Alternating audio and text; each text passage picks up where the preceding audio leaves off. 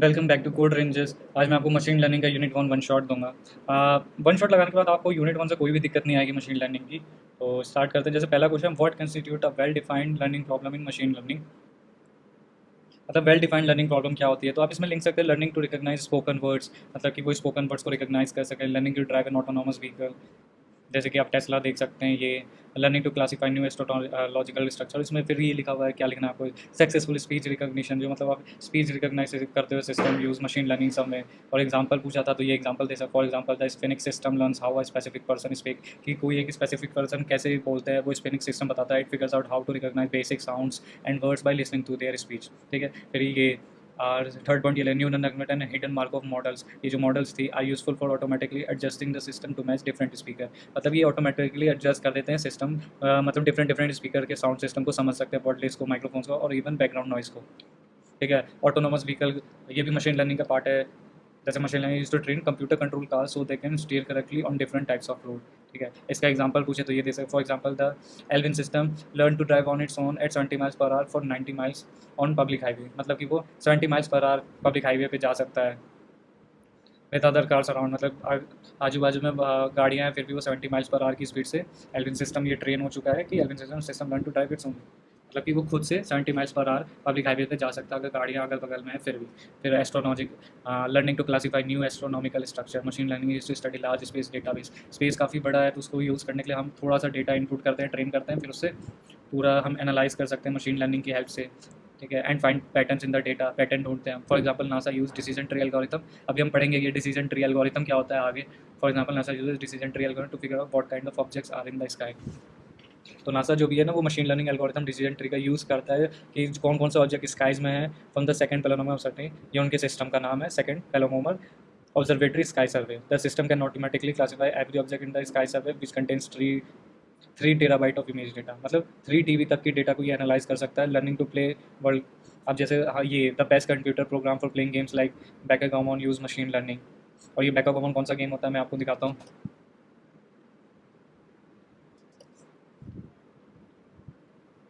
जी, ये होती है बैकागामन गेम जो आप देख सकते हैं। ये भी मशीन लर्निंग की हेल्प से। For example the best computer program for playing like backgammon use machine learning. ये मशीन लर्निंग यूज़ करती है। फॉर एग्जाम्पल द टॉप बैका backgammon program TD gammon learn to play by playing more than 1 million practice game against itself. मतलब ये खुद से ही कर करके प्रैक्टिस ट्रेन कर करके खुद से ही सीखता रहता है। फिर difference between data science and machine learning, ये भी क्वेश्चन पूछा जा चुका है तो आप डिफरेंस दे सकते हैं डेटा साइंस में और मशीन लर्निंग में। तो डेटा साइंस जैसे ये focus on handling big data, cleaning, preparing and analysing it. Data science का यही होता है कि फोकस करता है बिग डेटा को क्लीन करना, प्रिपेयर या एनालाइज करने का। और मशीन लर्निंग एल्गोरिथम यूज़ करते हैं फ्यूचर ट्रेंड्स को प्रेडिक्ट करने। मतलब मार्केट में किसी के शेयर्स ऊपर जाएंगे या कौन सा स्टॉक ऊपर जा सकता है, आप ये भी मशीन लर्निंग की हेल्प से प्रेडिक्ट कर सकते हो। ठीक है, स्कोप क्या डेटा साइंस का, डेटा ऑपरेशंस के लिए। और ये आर्टिफिशियल इंटेलिजेंस का पार्ट है मशीन लर्निंग, कैसे ये वर्क करता है। Data science collect, clean and process data to find useful insight. मतलब उसमें कौन सी चीज़ यूजफुल है डेटा साइंस वो बताता है। और machine learning create program that learn from data. मतलब जो आप डेटा देते हो वो उस पर खुद को ट्रेन करता है without being told what to do step by step. ठीक है, वो खुद को ट्रेन करता है। टूल्स कौन कौन सी यूज़ होती है डेटा साइंस में, सास, टैबलो, अपाचे। मतलब मशीन लर्निंग में कौन सी, Amazon Lex, IBM Watson studio, Microsoft Azure, ML studio, इसमें आप जाके कर सकते हो। Data and models, data science work with both structured and unstructured data, use statical model to make prediction. ठीक है, फॉर एग्जांपल कुछ डेटा साइंस का जैसे फ्रॉड डिटेक्शन होगा, health care analysis. Machine learning spam, ये recommendation system like Spotify, facial recognition. और जो spam होता है ईमेल्स में वो भी मशीन लर्निंग का पार्ट होता है। फिर जैसे तीसरा क्वेश्चन देखते हैं, describe the steps involve in designing a machine learning system, illustrate each step with a real world example. मतलब हमें एक्सप्लेन करना है मशीन लर्निंग कैसे डिजाइन करता है विद एक रियल वर्ल्ड एग्जांपल। ये भी क्वेश्चन पूछा जा चुका है। ठीक है, तो मैंने इसमें 9 पॉइंट लिखाए हैं। अगर आप 7 नंबर में आता है तो आप 9 पॉइंट मिल जाएंगे। और तो मिनिमम 5-6 नंबर तो मिलेंगे ही मिलेंगे, क्योंकि EQT में नंबर काफ़ी कटते हैं। लेकिन आप 9 पॉइंट लिख देंगे तो 7 मिल ही जाएंगे मेरे ख्याल से। 7 नहीं मिलेंगे तो 6 तो मिनिमम मिल ही जाएंगे, क्योंकि आपने 9 पॉइंट्स लिखे हैं। हर एक पॉइंट का मार्किंग हो जाती है और थोड़ा बड़ा लगने लगता है अगर आप पॉइंट में लिखते हो। और आप जब भी लिखो तो ऊपर वाला ब्लैक से लिख दो, ये ब्लू से थोड़ा हाईलाइटर है। ठीक है, फिर आप स्केच पेन से भी अंडरलाइन कर सकते हो जब आंसर लिखते हो। जैसे दूसरा क्वेश्चन स्टार्ट हो गया तो बीच में मार्जिन भी खींचना वो ज़रूरी रहता है। Describe the steps involve machine learning, कैसे इसका प्रॉब्लम है स्टेप्स। पहले तो आप प्रॉब्लम डिफाइन करते हो, प्रॉब्लम क्या, decide what you want the system to do, build a spam email detector that can classify email as spam और नॉट। जो मैंने बताया था कि स्पैम ईमेल डिटेक्टर होता है जो क्लासीफाई करता है ये स्पैम मेल्स है कि नहीं है। वो स्पैम ऐसे डिटेक्ट करता है कि आप थोड़े बहुत उन्होंने पहले से डाल दिए कि ये वर्ड्स होंगे उसमें तो वो स्पैम होगा। फिर जैसे जैसे कुछ वर्ड सिमिलर मिलेंगे किसी मेल में तो वो स्पैम में आ जाएगा। Collect data, gather the data needed to solve the problem, मतलब जो डेटा आपको चाहिए होगा सॉल्व करने के लिए, thousands of email data already labelled as spam और नॉट स्पैम, जो ऑलरेडी लेवल हो स्पैम या नहीं है स्पैम वो कलेक्ट करो, prepare and clean, remove error, handle missing value and convert data to a usable format, remove duplicate email, fix broken subject line and convert word into numerical feature, use method like bag of words और TL. ठीक है, तो आपको उसमें से duplicate email हटाने हैं, broken subject line हटाने हैं और convert word into numerical feature, ताकि वो मशीन लर्निंग उसे रिकॉग्नाइज कर सके। बैग ऑफ वर्ड्स और टीएफ होता है term frequency inverse document frequency, मतलब कि ये वर्ड्स को ना नंबर्स में कन्वर्ट कर देता है, और जो नॉन इंपॉर्टेंट वर्ड्स होते हैं जैसे कि एज, इनको भी ये न्यूमेरिकल में कन्वर्ट करता है, जिससे मशीन लर्निंग इस पर काम कर सकती है। अब मॉडल चूज़ करना होता है, मॉडल मतलब कि आपको ट्रेन करना पड़ता है। Select the right machine learning algorithm for the task, मतलब कौन सा एल्गोरिथम बेस्ट रहेगा जो उसको कवर कर ले, जो जो आपने इनपुट दिया है ट्रेन करना चाहते हो, तो एक फंक्शन बना देता है, वो वही मॉडल होता है, मतलब कि एक एल्गोरिथम जिस पे वो मॉडल वर्क कर सके कि हाँ ये चीज़ें आप इनपुट दोगे तो ये इस पर काम करेगा। एग्जाम्पल चूज़ अ क्लासिफिकेशन एल्गोरिथम, ये जो एल्गोरिथम है, नाइव बायस, लॉजिस्टिक रिग्रेशन भी हम आगे पढ़ेंगे, और neural network for spam detection. ठीक है, आप इसका मतलब इन्होंने मॉडल चूज़ किया, न्यूरल नेटवर्क से स्पैम डिटेक्ट कर सकते हो। रिग्रेशन, लीनियर रिग्रेशन, ये क्या होते हैं ये मैं अभी आगे बताऊंगा।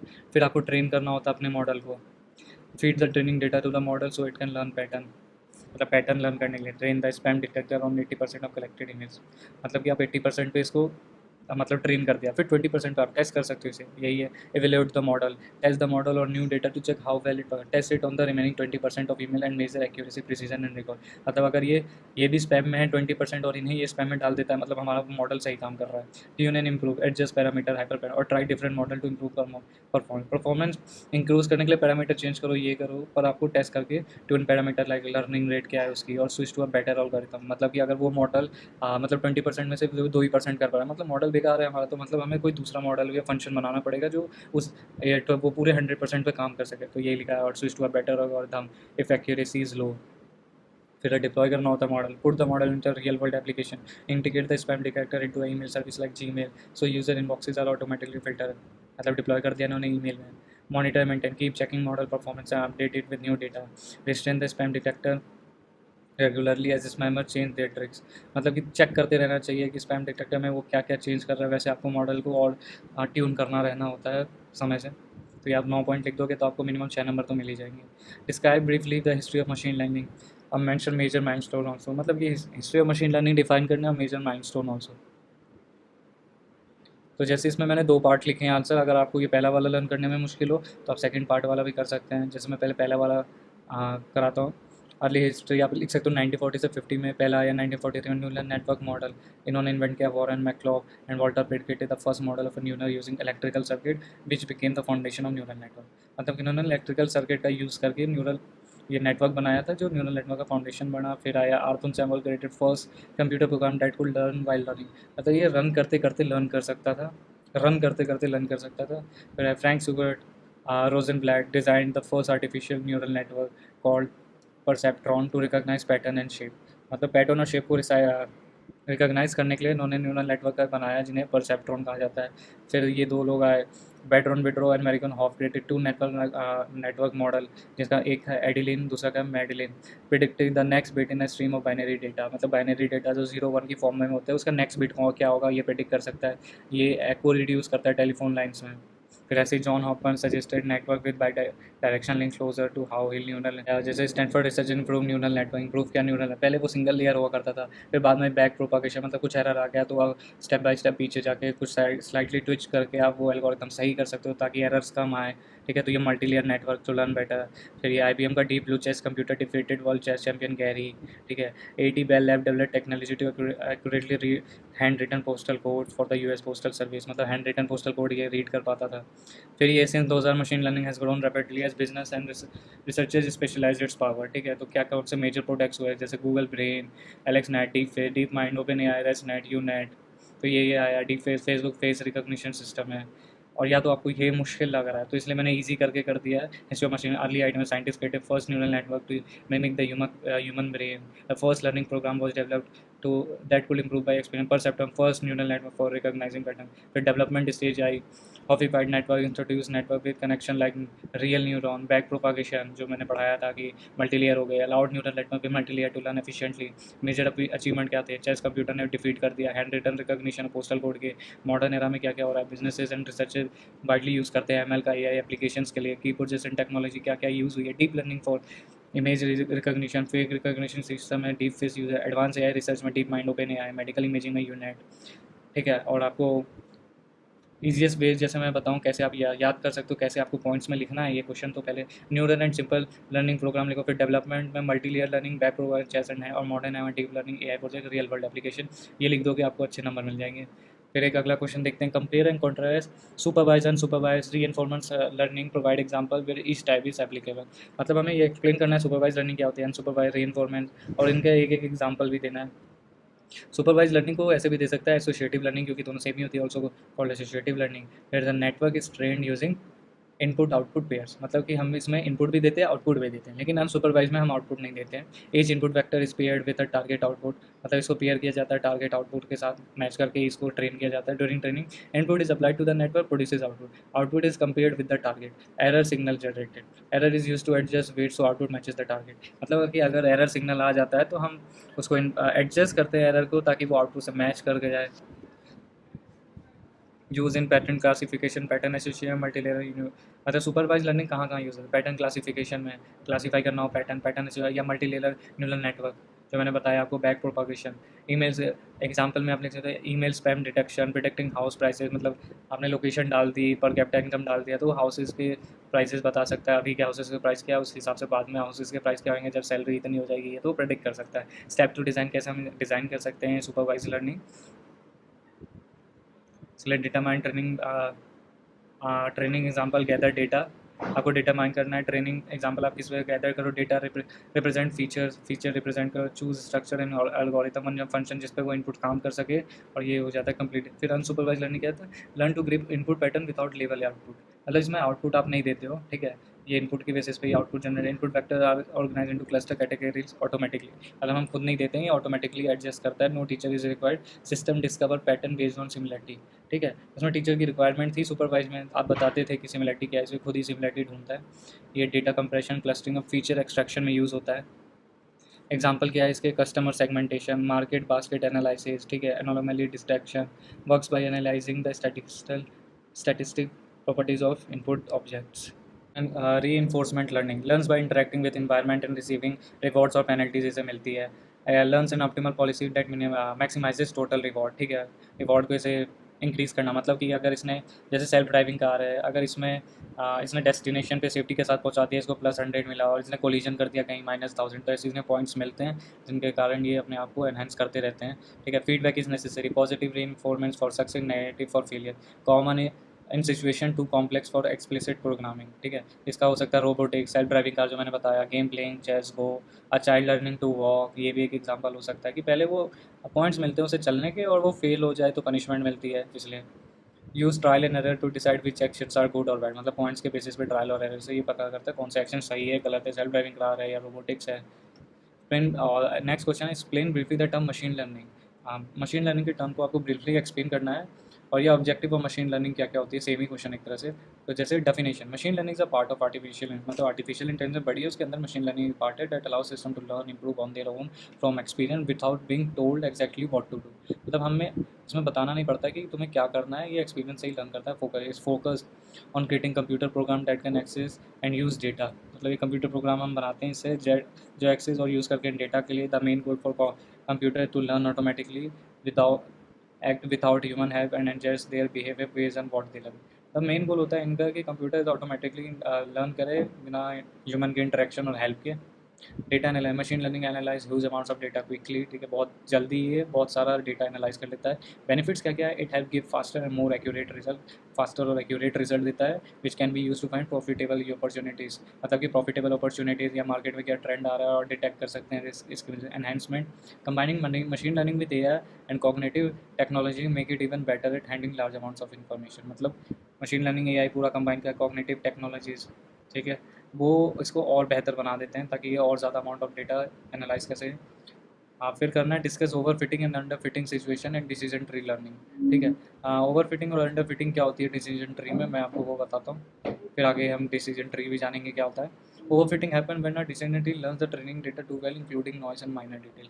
मतलब कि तुमने ये इसने नॉइस भी लर्न कर लिया और माइनर डिटेल्स भी लर्न कर लिए, तो ये ओवर फिट हो गया। ठीक है, तो ये जैसे कोई न्यू डेटा आएगा तो उस पर अच्छा परफॉर्म नहीं कर पाएगा। Effect the tree perform very well on training data but पूरली on new. मैंने कहा ना, जो ट्रेनिंग डेटा होगा उस पर बहुत अच्छा परफॉर्म कर लेगा, लेकिन कोई नया डेटा आया तो उस पर बहुत पुअर वर्क करेगा अनसीन डेटा, जो इसने पहले नहीं देखा हो। जैसे ट्रेनिंग में जो देखा है उस पर तो सही वर्क करेगा। कॉज क्या है, tree is too deep, tree बहुत डीप होती है और टू मैनी ब्रांचेस और splits. Example, suppose you are building a decision tree to predict if someone will like a movie. If the tree memorizes every single rating from a training data set, it may fail to predict correctly for new user. Suppose you are building a decision tree to predict if someone like a movie. The tree memorizes every single rating, मतलब हर एक single rating को उसने analyse किया, तो fail हो जाएगा predict करने में फ्यूचर ऑफ न्यू यूजर्स। ठीक है, solution, prune the tree, remove unnecessary branches. ठीक है, प्रून मतलब काटना, set a maximum depth, use more training data. Underfitting है, underfitting happen when the decision tree is too simple to capture the patterns in the data perform poorly on both training and test data. मतलब ये दोनों पे ख़राब work करता है, चाहे training हो या टेस्ट डेटा हो। कॉज क्या होती है, ट्री इज टू शैलो, बहुत पतली, नॉट इनफ स्प्लिट्स और फीचर्स। ठीक है, using the same movie example, if the decision using the same movie example, if the decision only split by age and ignores other features like gender preference, it may fail to predict correctly even on the training data। ठीक है, अगर हम उसमें decision tree से split कर दिया, as and other features को ignore कर दिया, तो वो फेल हो जाएगा करेक्टली प्रेडिक्ट करने में training data. Solution, increase tree breath, allow more feature to be consider, reduce running, काटना वाटना रिड्यूस करो। ओवर फिटिंग, इसकी समरी जैसे दे देता हूँ। Overfitting, too complex fits training data too closely, bad for new data. Underfitting, too simple, fail to capture pattern, bad on all data. अगर ये कैप्चर पैटर्न करने में मुश्किल होती है अंडर फिटिंग डेटा को। जैसे अगला क्वेश्चन है, जैसे डिस्कस सपोर्ट वेक्टर इन एसवीएम। सपोर्ट वेक्टर मशीन क्या होती है?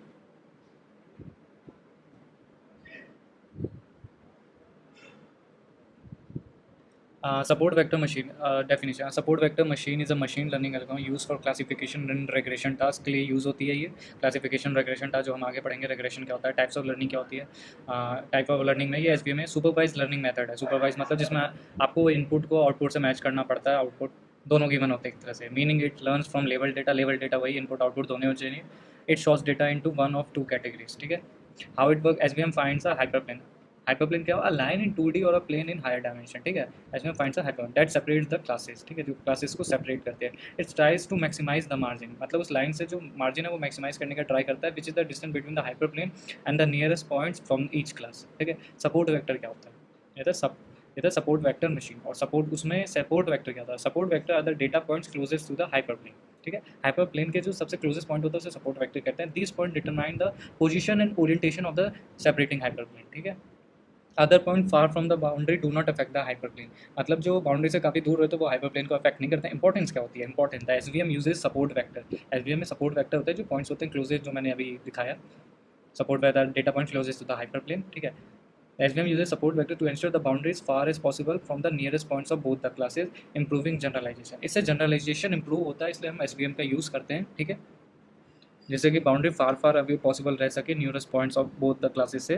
ठीक है, एप्लीकेशन कहाँ कहाँ हम इसको अप्लाई कर सकते हैं, text and hyper text classification, example spam detection में हम यूज़ कर सकते हैं। इमेज क्लासिफिकेशन, मतलब इमेज को हम डिफरेंट इमेज को हम रिकॉग्नाइज कर सकते हैं, उसमें कर सकते हैं। Recognition of hand written character, biological science such as protein classification, classify करना बायोलॉजिकल में हैंड रिटन कैरेक्टर, इन सब में हम इसको अप्लाई कर सकते हैं। अगला क्वेश्चन देखते हैं, compare regression, classification and clustering. जो मैंने बताया था रेग्रेशन क्या होता है, क्लासिफिकेशन, वो अब हम यहाँ देखेंगे। और क्लस्टरिंग क्या होता है, ये कई सालों से पूछा जा रहा है, इसलिए आप इसे ज़रूरी पढ़ के जाएँ in machine along with suitable real life example. ठीक है,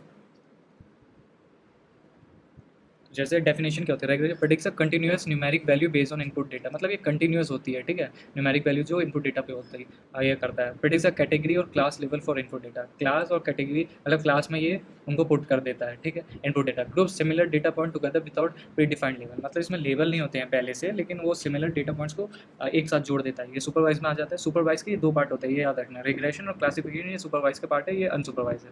ठीक है, आउटपुट क्या होता है, ये कंटिन्यूस वैल्यू, जैसे प्राइस, टेम्परेचर, इसकी डिस्क्रीट वैल्यू आती है, एग्जांपल स्पैम और नॉट स्पैम, और ग्रुप कर देता है ये सेम, मतलब सेम जिस पे ये ट्रेन हुआ है, जैसे यहाँ लिखा है ग्रुप सिमिलर डेटा पॉइंट्स, ठीक है, उन्हें सेम जैसे segment A B C, forecast और एस्टिमेट अ नंबर, मतलब फ्यूचर में कुछ फोरकास्ट करना हो, वेदर वेदर ऐसे, assign items to a class, मतलब एक क्लास को असाइन कर देता है, डिस्कवर पैटर्न और नेचुरल ग्रुपिंग इन डेटा, मतलब ये पैटर्न रिकॉग्नाइज करता है, ठीक है।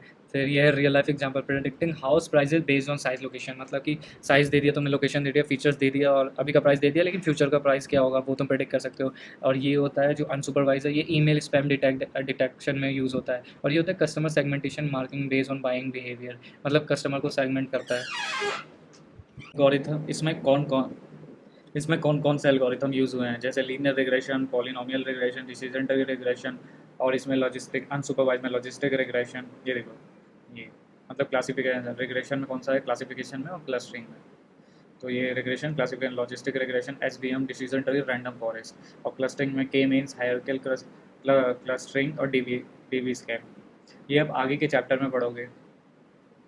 और ये रिग्रेशन तो इसी में। फिर समरी में आप दे सकते हो regression for numeric prediction, classification for labelling into category, and clustering for discovering natural groups in unlabelled data. या तो आप ऐसे लिख सकते हो या आप ऐसे भी लिख सकते हो। Regression different predicts a continuous number based on input type, goal, estimate, forecast, real life example, predicting house prices, algorithm कौन सी यूज हुआ, लीनियर, पॉलिनोमियल, डिसीजन ट्री। फिर क्लासिफिकेशन का आप ऐसे ही लिख दो, predicts category or class level for input data type, supervised learning, assign item to one of predefined real life example, email spam detection or diagnosing a disease, handwritten digit recognition, algorithm कौन सी use हुई है, logistic regression, SVM, decision tree, random, या फिर clustering वाला same ही है, वही लिखा है, बस उसके टाइप को सब अलग करके लिख दिया है, ये थोड़ा बड़ा दिखेगा इसलिए। क्वेश्चन देखते हैं, जैसे compare ANN and Bayesian network. ANN क्या होता है, आर्टिफिशियल न्यूरल नेटवर्क, हम बाइजन नेटवर्क BN से डिनोट करते हैं, ठीक है। इसके मैंने कुछ पॉइंट्स लिख दिए हैं, आपको ऐसे ही लिख के आना है। जैसे एक्सपेक्ट हो गया, फिर डेफिनेशन क्या होती है ANN की। A computational model inspired by the human brain made of interconnected nodes neuron that process data, मतलब ये एक मॉडल है जो कंप्यूट करता है, इंस्पायर्ड हुआ है ह्यूमन ब्रेन से, मेड ऑफ इंटरकनेक्टेड नोड्स से होता है, ठीक है। डेट प्रोसेस डेटा, जो डेटा को प्रोसेस करता है। और ये है probabilistic graphical model that different variable and their conditional dependency using directed acyclic graph, मतलब डायरेक्टेड एसाइक्लिक ग्राफ की वजह से हेल्प से ही ये डिनोट होता है, ये प्रोबेबिलिस्टिक ग्राफ होती है, ठीक है। और डायरेक्टिक एसाइक्लिक ग्राफ आपने पिछले साल पढ़ा था मेरे ये शायद डेटा स्ट्रक्चर में आपने पढ़ा था पिछले साल, डायरेक्टेड एसाइक्लिक ग्राफ। फिर टाइप, किस टाइप की लर्निंग में ये आ जाती है, ये ये मोस्टली सुपरवाइज लर्निंग में आ जाती है, but can also be unsupervised, ठीक है। जैसे कि ऑटो एनकोडर, एनकोडर, डिकोडर आपने जो पढ़े होंगे पिछले साल। और ये है probabilistic inference, can be use for supervised, unsupervised और हाइब्रिड लर्निंग, ये तीनों के लिए यूज़ की जा सकती है। Knowledge representing, knowledge is encoded in weights of connection between neuron, knowledge is encoded in conditional probability tables, ठीक है। इसमें जो नॉलेज होता है, जो मेमोरी इसने याद किया है, वो वेट्स में एनकोडेड होती है और कनेक्शन रहता है न्यूरॉन्स के बीच में, ठीक है। और इसमें knowledge is encoded in conditional probability table, मतलब कंडीशनल प्रोबेबिलिटी टेबल होती है, उसमें नॉलेज एनकोडेड होता है। Handling uncertainty, handles uncertainty implicitly through training and activation function. और ये एक्सप्लिसिटली अनसर्टेनिटी को हैंडल करता है यूजिंग प्रोबेबिलिटी थ्योरी की वजह से। और इंटरप्रेटेबिलिटी, ये often considered a black box, एक ब्लैक बॉक्स होता है, hard to interpret why decisions are made, ठीक है। एबिलिटी मतलब हम इंटरप्रेट कर सकते हैं कि उसने ये प्रेडिक्ट क्यों किया है, often considered a black box, इसमें ब्लैक बॉक्स आ जाता है ANN में, मतलब कि ये हम समझ नहीं पाते इसने क्यों ये प्रेडिक्ट किया है, क्योंकि ये हार्ड होता है। न्यूरल पैटर्न्स, ये बहुत कॉम्प्लेक्स न्यूरल पैटर्न्स उसमें वो आइडेंटिफाई करता है, hard to interpret why decisions are made, ठीक है। मोर इंटरप्रेटेबल, इसमें more interpretable as relationship and probability are explicitly represented, मतलब ये रिप्रेजेंट करके बताते हैं, ठीक है। और ये computation require large amount of data, इसे ट्रेन करने के लिए हमें लार्ज अमाउंट ऑफ डेटा चाहिए, एंड कंप्यूटेशन फॉर ट्रेनिंग। और इसमें less compatibility intensive, can work with smaller data with if probabilities are known, ठीक है। ये स्मॉल डेटा सेट्स के साथ भी हम इसे टेस्ट कर सकते हैं, मतलब ट्रेन कर सकते हैं। और इसके एग्जांपल है image recognition, speech recognition, NLP, next self driving cars. और इसमें ये है medical diagnosis, risk analysis, decision support system, expert system. Summary में आप ये दे सकते हैं, ANN brain inspired work well with large data set, less interpretable, ठीक है। और बेसन नेटवर्क का प्रोबेबिलिटी बेस्ड होती है, इंटरप्रेटेबल ज़्यादा होती है, मतलब इसने ये क्यों प्रेडिक्ट किया हम गैस कर सकते। एक्सप्लिसिटली मॉडल्स अनसर्टेनिटी, ठीक है, ये अनसर्टेन होती है ये मॉडल, यहाँ पे लिखा है जैसे हैंडल सर्टेनिटी एक्सप्लिसिटली, मतलब ये अनसर्टेनिटी एक्सप्लिसिटली हैंडल करती है प्रोबेबिलिटी थ्योरी के कारण। जैसे ये एक्सप्लिसिटली मॉडल अनसर्टेनिटी, मतलब ये हैंडल करती है अनसर्टेनिटी एक्सप्लिसिटली। फिर ये है illustrate the various area in which you can apply machine learning. ठीक है, हमें एरियाज बताने जिसमें हम मशीन लर्निंग लगा सकते हैं, जैसे कि हेल्थ केयर हो गया, इसमें disease diagnosis, medical image analysis, drug discovery के लिए। ठीक है, और predicting if a patient has cancer from MRI scans. ठीक है, इसका एग्जांपल हो गया। फिर दूसरा फाइनेंस में यूज़ कर सकते हैं, fraud detection, stock price prediction, future में स्टॉक के प्राइस क्या रहेंगे, credit scoring, detecting fraudulent credit card transaction. Retail and e-commerce भी हम कर सकते हैं, मतलब application recommendation system, customer segmentation, demand forecasting. ठीक है, कि डिमांड क्या हो सकती है फोरकास्ट करना। अमेजोन, इसके एग्जांपल है Amazon recommending product based on your purchase history, मतलब कि तुमने जो पीछे आज तक परचेज किया उस हिसाब से वो रिकमेंड करते हैं प्रोडक्ट्स। ट्रांसपोर्टेशन में यूज़ कर सकते हैं, सेल्फ ड्राइविंग कार में, ट्रैफिक प्रेडिक्शन, रूट ऑप्टिमाइजेशन, जैसे टेस्ला ऑटोनोमस ड्राइविंग सिस्टम है जिनका मतलब कि वो AI की मदद से अपनी उनकी गाड़ी चल रही है, तो वो ट्रांसपोर्टेशन में आ गया। नेचुरल लैंग्वेज प्रोसेसिंग, NLP जिसे कहते हैं, इसका सेंटिमेंट एनालिसिस, चैटबॉट बना सकते हैं, लैंग्वेज ट्रांसलेशन जैसे गूगल ट्रांसलेट और ChatGPT for text generation, image video processing में facial recognition, object detection, video surveillance, example Facebook face tagging feature. ठीक है, रोबोटिक्स में यूज़ करते हैं, रोबोट के नेविगेशन में, टास्क को ऑटोमेट करने के लिए, ह्यूमन रोबोट से इंटरेक्शन करने के लिए, robots in factories assembling product, जैसे कि फैक्ट्रीज में जाओगे तो रोबोट्स असेंबल करते हैं प्रोडक्ट्स, उसमें इसका यूज़ होता है।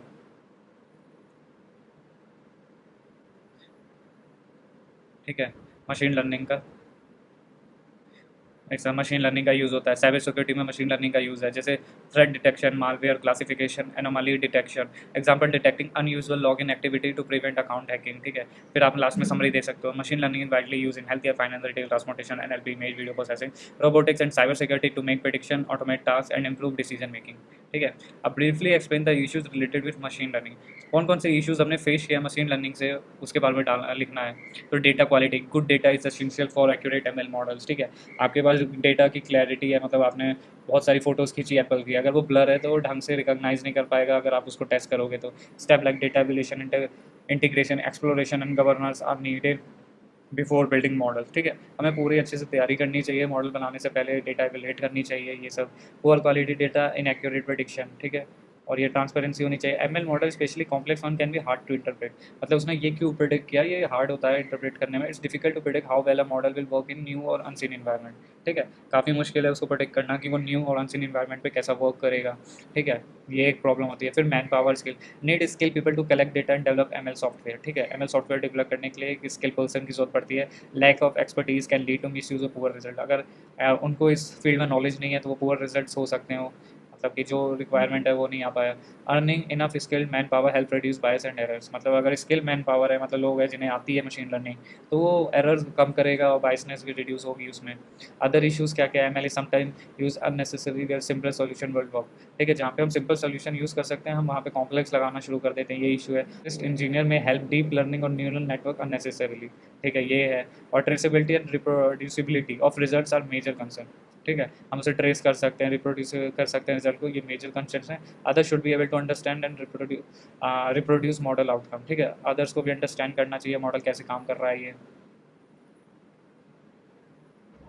जैसे कि अगला क्वेश्चन है, explain genetic algorithm with flow chart. तो जेनेटिक एल्गोरिथम क्या होता है, is a method for solving both constraint and unconstraint optimization problem that is based on natural selection. मतलब इससे हम कंस्ट्रेंट और अनकंस्ट्रेंट ऑप्टिमल प्रॉब्लम हम सॉल्व कर सकते हैं, इससे हम ऑप्टिमल या नियर टू ऑप्टिमल सॉल्यूशन निकालते हैं कॉम्प्लेक्स प्रॉब्लम्स के लिए। फिर यह genetic algorithm repeatedly modifies the population of individual, मतलब इंडिविजुअल की जो पॉपुलेशन है उसको रिपीटेडली ये मॉडिफाई करती रहती है। Genetic algorithm repeatedly modifies the population of individual solution, तो ये इंडिविजुअल सॉल्यूशन को टाइम से मॉडिफाई करती रहती है at each step. The genetic algorithm select individual at random from a current population, मतलब एक करंट पॉपुलेशन जो आपने दी है उससे रैंडमली कोई इंडिविजुअल चूज करेगा जिससे वो पेरेंट्स बना देगा and use them to produce the children for the next generation. ठीक है, for successive generation the population evolves towards an optimal solution. वो जो मैंने बताया था कि ये कॉम्प्लेक्स प्रॉब्लम्स के ऑप्टिमल सॉल्यूशन लास्ट में जाके निकाल देता है। The flow chart, the genetic algorithm use 3 main types of rule at each, एक हर एक लेवल पे एक मेन टाइप का रूल यूज़ करते हैं। Step to create the next generation from the current population, मतलब कि नेक्स्ट जनरेशन ये करंट पॉपुलेशन से जो करते हैं। जैसे पहला होता है selection rule, selection rule select the individual called parent, जिन्हें हम पेरेंट्स बनाते हैं, that contribute to the population at the next generation. फिर है crossover rule, crossover rule combine 2 parent to form children, मतलब इसमें 2 पेरेंट्स मिलाते हैं ताकि चिल्ड्रन फॉर्म हो सके नेक्स्ट जनरेशन के लिए।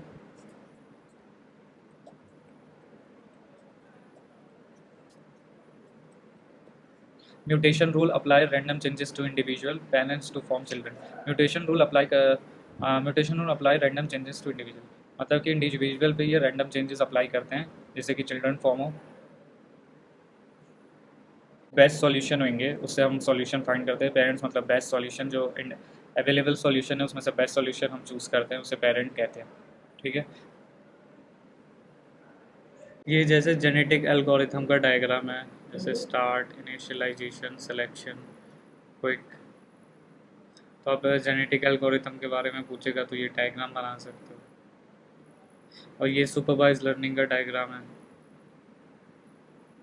फिर ये अनसुपरवाइज लर्निंग का डायग्राम है। एक बार आप डायग्राम की प्रैक्टिस करके ज़रूर जाएं। और ये रीइंफोर्समेंट लर्निंग का डायग्राम है। तो ये चारों डायग्राम आप एक बार पढ़ लेना, फर्स्ट चैप्टर में है ये, सुपरवाइज अनसुपरवाइज, ये काफ़ी इंपॉर्टेंट है।